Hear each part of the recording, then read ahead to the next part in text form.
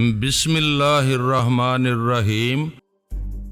دوسری جنگ عظیم کے زمانے کی ایک بندوق کندھے سے لٹکائے پھرتا تھا جو نہ جانے کب سے فائر کرنا بھول چکی تھی۔ مجھے وہ لمحہ یاد آئے جو میں اور وہ لڑکی زندگی سے چرا لیا کرتے تھے۔ میں سمجھتا کہ میں لالی کے باپ سے بچ بچا کر لالی سے ملتا ہوں اور اپنی ہوشیاری کی بدولت ان ملاقاتوں سے من چاہے انداز میں مستفید ہوتا ہوں۔ بہت بعد میں جا کر مجھے معلوم ہوا کہ باپ تو اس کھیل میں شریک تھا اور بیٹی کے لیے میں محض ایک احمق سا عاشق تھا جس سے وہ پیسے بٹور رہی تھی۔ کمپنی کے حساب میں گھپلا کر کے میں نے انہیں خوب عیش کرائی تھی اور میری بدولت اچھی خاصی پونجی بنا لی تھی انہوں نے۔ مجھے اس وقت اس بات کا صدمہ نہیں تھا کہ لالی مجھ سے رقمیں ٹھگتی رہی تھی، دکھ تو اس بات کا تھا کہ اسے مجھ سے کوئی عشق وغیرہ نہیں تھا۔ میں سمجھ رہا تھا کہ وہ مجھ پر مرتی ہے، مگر جب میرے پاس رقمیں آنا بند ہوئیں اور الٹا میرے پھنسنے کا خطرہ پیدا ہوا تو اس نے اس صفائی سے مجھ سے دامن چھڑایا اور اس ڈٹائی سے مجھے دھتکارا کہ میں نے اپنے آپ کو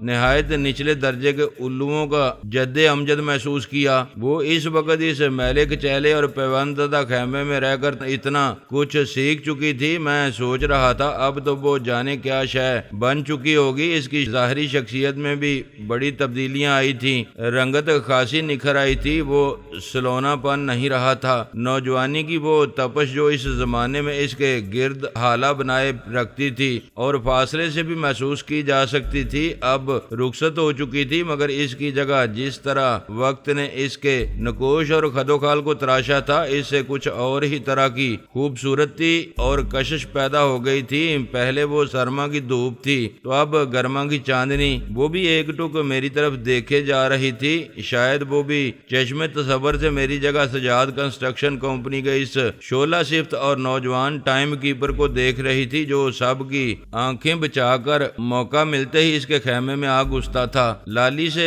ستارہ بننے کے لیے تم نے یقیناً بہت طویل سفر کیا ہوگا، بالآخر میں نے مسکراتے ہوئے دھیمے لہجے میں کہا۔ یقیناً تمہارے اندازوں سے کہیں زیادہ طویل سفر اور صبر آزما بھی، وہ یادوں کی بھول بھلیوں سے نکلتے ہوئے خوشگوار لہجے میں بولی، اور تم نے بھی تو ایک معمولی ٹائم کیپر سے ایک بہت بڑا سیٹھ اور فلم ساز بننے تک بہت طویل سفر طے کیا ہوگا۔ ظاہر ہے میں نے تسلیم کیا، پھر ایک لمحے کے توقف سے میں نے کہا، فلم ساز تو تم نے مجھے اس دفتر میں بیٹھے دیکھ کر سمجھ لیا، لیکن تمہیں یہ کیسے معلوم ہوا کہ میں کوئی سیٹھ وغیرہ قسم کی چیز بھی ہوں؟ ظاہر ہے کہ جو باہر کی دنیا سے یکدم بڑے ٹھاٹ باٹ سے فلمی دنیا میں وارد ہوتا ہے وہ کہیں اور سے ہی دولت کما کر آیا ہوتا ہے، اسی طرح وہ سیٹھ ہی قسم کی کوئی چیز ہو سکتا ہے۔ اپنے چمکدار اور ہموار دانتوں کی نمائش کرتے ہوئے بولی، ویسے تمہارے بارے میں یہ بات میں محض مفروضے کے سہارے نہیں کہہ رہی، میں نے بہت اونچے درجے کے کاروباری حلقوں میں تمہارے تذکرے سنے تھے۔ بہت بڑا بزنس ہے تمہارا اور بیشتر ایکٹریسوں کو شہر کے بڑے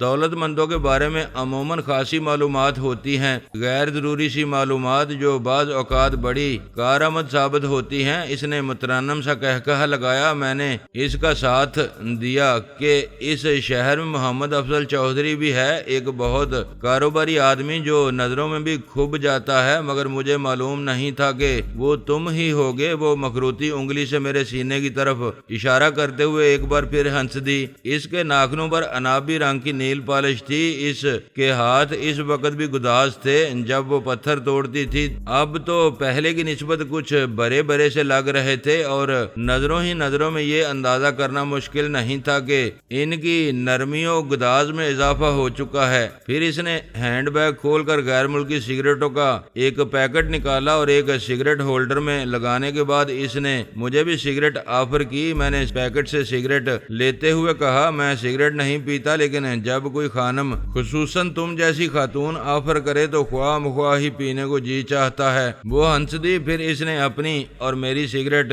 اپنے طلائی لائٹر سے سلگائی اور ایک طویل کش لے کر دھواں میرے چہرے چہرے پر پھینکتے ہوئے بولی، عادی میں بھی نہیں ہوں، لیکن یوں ہی کبھی کبھی اپنی برائیوں میں ایک برائی کا اضافہ کرنے کو جی چاہتا ہے۔ ویسے شکر ہے کہ میں عادی کسی بھی چیز کی نہیں ہوں۔ تمہارے گرانڈیل قسم کے والد بزرگوار کا کیا حال ہے؟ میں نے سگریٹ کا ہلکا سا کش لے کر مسکراتے ہوئے پوچھا۔ میرا باپ وہ عجیب سے انداز میں ہنس دی۔ اب بیچارہ گرانڈیل نہیں رہا، ہڈیوں کا ڈھانچہ بن گیا ہے۔ علائشوں نے اس کو بالکل تباہ کر کے رکھ دیا۔ شراب، چرس، افیم، راکٹ، کچھ بھی تو نہیں چھوڑتا وہ۔ میں اسے جتنا سمجھا سکتی تھی سمجھایا، ان چیزوں سے بچانے کی جتنی کوشش کر سکتی تھی وہ میں نے کی۔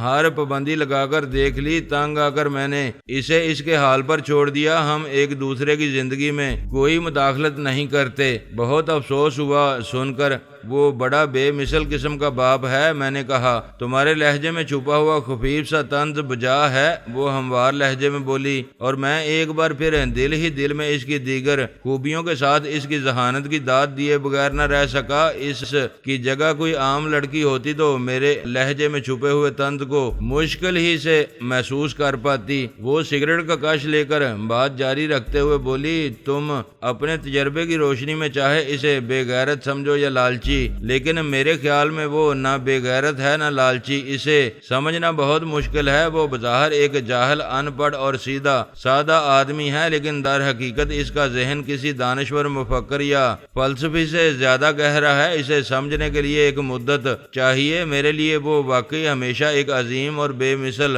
باپ رہا ہے۔ مجھے اس کو برباد ہوتے دیکھ کر شدید دکھ ہوتا ہے، لیکن اب میں اس کے معاملے میں تھک گئی ہوں۔ میں خود اس تیزی سے اوپر آ رہی ہوں، اس سے میرے اپنے بکھیڑے اتنے بڑھتے جا رہے ہیں کہ ان سے نبڑنے کے لیے فولاد کے اعصاب چاہیے۔ اچھا چھوڑو ان اداس باتوں کو، میں نے پہلو بدلتے ہوئے کہا۔ یہ بتاؤ آفاق تمہیں کہاں ملا تھا؟ ہیرا منڈی میں کوٹھے پر، اس نے اطمینان سے جواب دیا۔ بعض لڑکیوں کو تو حالات اور مجبوریاں نکیل ڈال کر گھسیٹتی ہوئی وہاں تک لے جاتی ہیں، اور مجھ جیسی بعض لڑکیاں دولت کا تعاقب کرتی ہوئی اپنی تمام تر چالاکیوں کے باوجود خود بخود ہی وہاں پہنچ جاتی ہیں۔ ویسے مجھے اس کا کوئی خاص افسوس نہیں ہے۔ ظاہر ہے میں کوئی ایسی پاک باز لڑکی تو تھی نہیں، جیسی تھی وہ تم جانتے ہو۔ میں جتنا عرصہ بھی کوٹھے پر رہی بڑی شان سے رہی۔ افسوس تو مجھے بس اپنے باپ کا ہے۔ جب تک ہم غریب اور خانہ بدوش تھے، دنیا کی ٹھوکروں میں ادھر ادھر لڑکتے پھرتے تھے،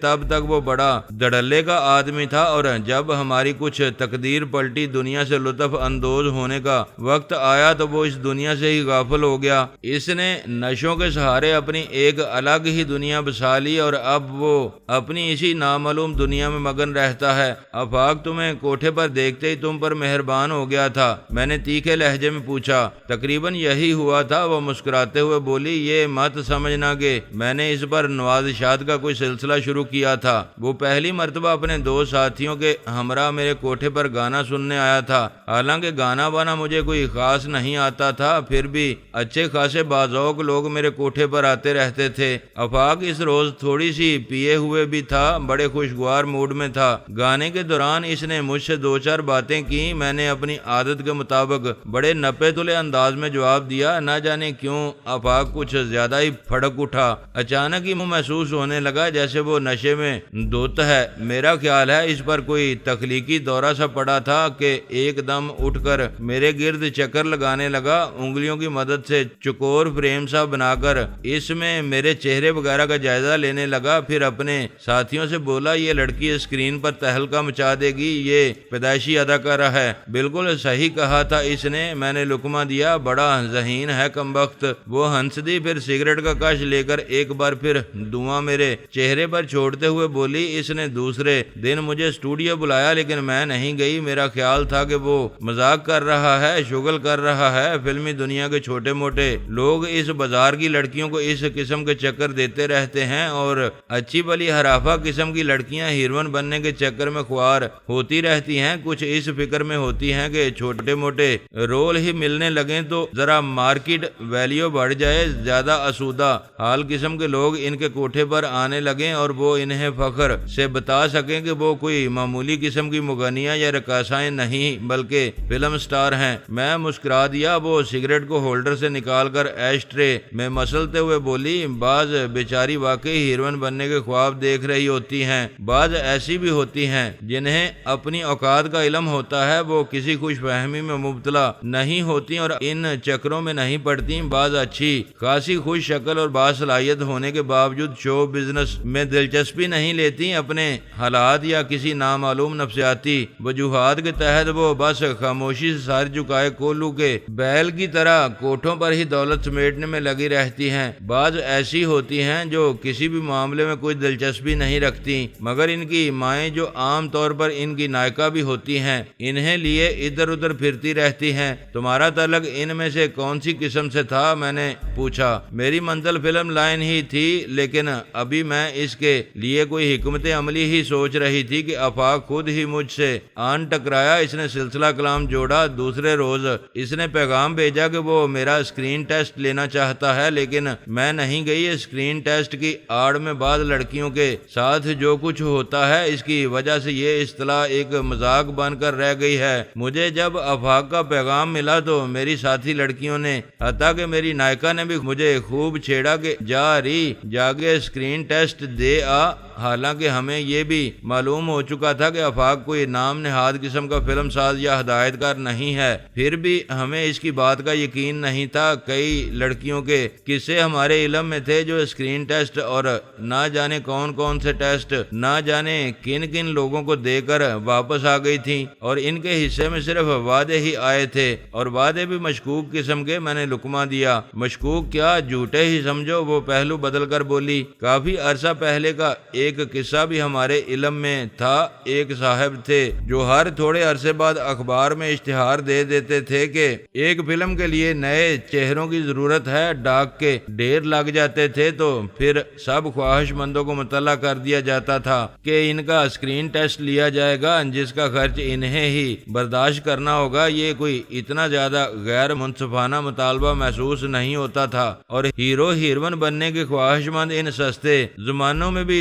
200-400 روپے فی کس بھیج دیا کرتے تھے۔ ظاہر ہے اچھی خاصی رقم جمع ہو جاتی ہوگی۔ یقیناً میں نے خیال ظاہر کیا۔ میں توجہ سے اس کی باتیں سن رہا تھا۔ وہ یقیناً اس دنیا کی بیدی ہو چکی تھی۔ وہ بات جاری رکھتے ہوئے بولی، وہ صاحب مقررہ تاریخوں پر خواہش مندوں کے گروپ بنا کر انہیں کسی ویران مقام پر لے جاتے تھے کہ آؤٹ ڈور شوٹنگ میں اسکرین ٹیسٹ لیا جائے گا۔ وہاں امیدوار بیچارے باری باری بدلتے رہتے تھے۔ لڑکیاں تو بڑے بڑے متاثر کن رقص بھی پیش کرتی تھیں۔ ان بیچاروں کو یہ معلوم ہی نہیں تھا کہ کیمرے میں ریل تک نہیں ہے، کرائے کا کیمرہ یوں ہی چل رہا ہوتا تھا۔ تمہیں یہ سن کر حیرت ہوگی کہ ایک عرصے تک یہی دھندا کرنے والے وہ صاحب آج کل بڑے فلم ساز اور ہدایت کار ہیں۔ اپنے پاس آنے والے بے شمار امیدواروں میں سے تو معلوم نہیں انہوں نے کسی کو ہیروئن بنایا نہیں، تاہم خود وہ انہی کے پیسے سے فلم سازی میں کامیاب ہو ہی گئے۔ حیرت ہے، میں نے پلکیں جھپکائیں۔ میں بتانے اصل میں یہ لگی تھی کہ کسی زمانے میں سانولی سی لڑکی بھی اسکرین ٹیسٹ دینے ان صاحب کے پاس پہنچی تھی۔ ستارہ بولی، اس روز راوی کے کنارے سنسان مقام پر شوٹنگ ہو رہی تھی۔ حسب معمول کیمرہ چل رہا تھا اور وہ محترمہ بڑے جوش و خروش سے ڈانس کر رہی تھیں کہ حقیقی شوٹنگ کے سلسلے میں ایک نامی ہیرو صاحب وہاں پہنچ گئے جن کا وہ عروج کا زمانہ تھا۔ موصوف ریٹائر ہو چکے ہیں۔ اس زمانے میں وہ صرف ہیرو ہی نہیں تھے، عملی زندگی میں بھی ہیرو نظر آنے کی کوشش کرتے تھے۔ مطلب یہ کہ وہ حضرت بدماشی میں بھی پاؤں رکھتے تھے۔ اس روز بھی ان کے ساتھ یونٹ کے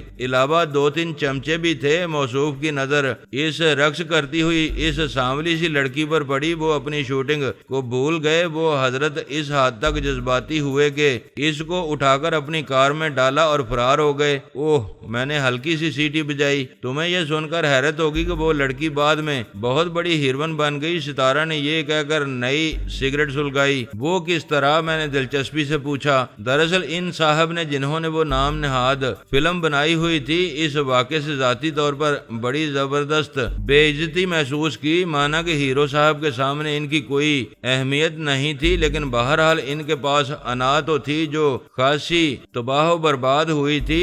2-1 اخباروں میں میں ان کے تھوڑے بہت تعلقات تھے، وہ وہاں جا کر روئے پیٹے، اخباروں کو چٹخارے دار خبر ہاتھ آ گئی۔ دوسرے دن بڑی بڑی سرخیاں لگ گئیں کہ نامور ہیرو صاحب نے دن دہاڑے ایک نو آموز اداکارہ کو اغوا کر لیا۔ معاملہ کچھ سنگین ہو گیا، تھانے کچہری تک بات آ گئی۔ بڑے ہیرو صاحب نے لڑکی سے کہا کہ اگر وہ عدالت میں کہہ دے کہ اسے اغوا نہیں کیا گیا تھا بلکہ وہ خود اس ہیرو صاحب کے ساتھ ایک اور جگہ شوٹنگ دیکھنے گئی تھی تو وہ اسے لازماً فلموں میں کام دلوا دیں گے۔ لڑکی نے یہ جوا کھیلنے کا فیصلہ کر لیا۔ ویسے بھی اس نے سوچا ہوگا کہ جو ہونا تھا وہ تو ہو ہی چکا۔ اس نے ہیرو صاحب کی بات پر عمل کیا اور پھر ہیرو صاحب نے واقعی اسے ایک فلم میں کام دلوا دیا۔ ایک کلب ڈانسر کا رول تھا۔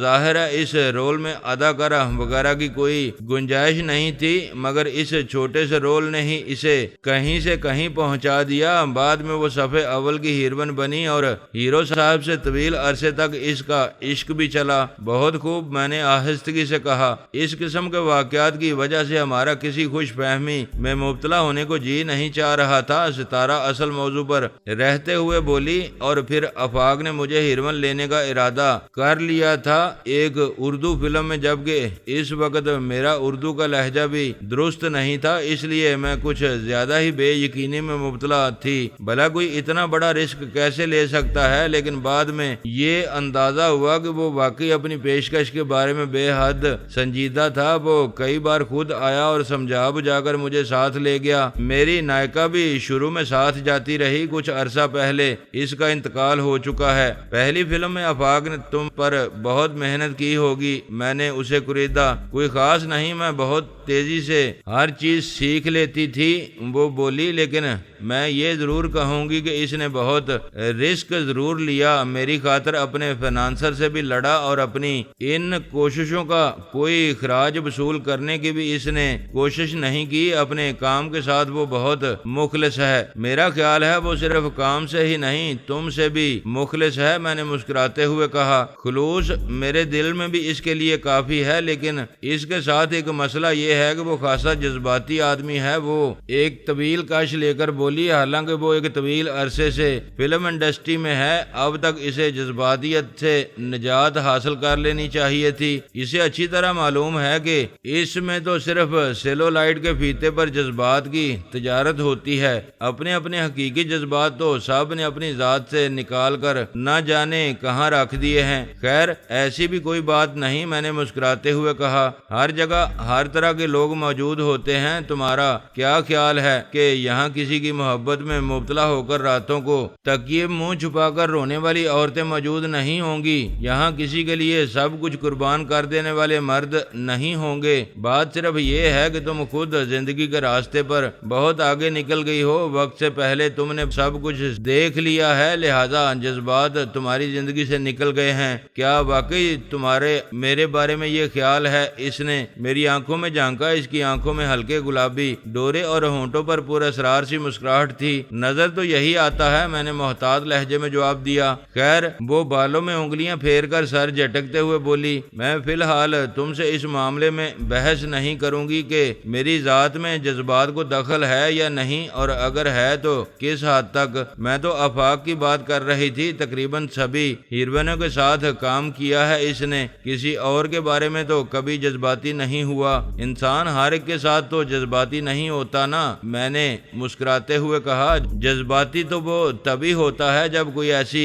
ہستی نظر آتی ہے جس کے بارے میں دل گواہی دیتا ہے کہ یہی تو ہے وہ جس کی عمر بھر سے تلاش تھی۔ میرا خیال ہے کہ آفاق کے لیے وہ ہستی تم تھی، وہ تم پر پہلی نظر میں ہی عاشق ہو گیا تھا، لیکن میں اس پر عاشق نہیں ہو سکتی، وہ صاف گوئی سے بولی۔ اس کی ایک خاصی معقول سی بیوی ہے، 3 خاصے بڑے بچے ہیں، تو کیا بیچارے شادی شدہ آدمی کو کسی پر عاشق ہونے کا حق حاصل نہیں؟ مجھے اس کے انداز پر ہنسی آ گئی۔ میں نے یہ کب کہا؟ وہ نہایت معصومیت سے بولی۔ میری طرف سے اسے پوری اجازت ہے کہ وہ مجھ پر دل و جان سے عاشق رہے، میں ہرگز برا نہیں مناؤں گی، لیکن جواباً وہ میری طرف سے عشق کی توقع نہ رکھے۔ اگر میرا دل کہتا تو میں بھی ضرور اس پر عاشق ہو جاتی، مگر میرے دل نے ابھی تک مجھے ایسا کوئی مشورہ نہیں دیا اور اسے اسے دھوکہ دینے کو بھی میرا دل نہیں چاہتا، اسی لیے میں پچھلے دنوں اس سے دور ہوتی چلی گئی تھی۔ ادھر وہ کاروباری طور پر ٹوٹ پھوٹ رہا تھا۔ مجھے معلوم تھا اس قسم کے لوگ اس قسم کے حالات میں زیادہ جذباتی ہوئے رہتے ہیں، ذرا سی بات سے ان کے دل کو ٹھیس لگ جاتی ہے۔ ایسے میں اس سے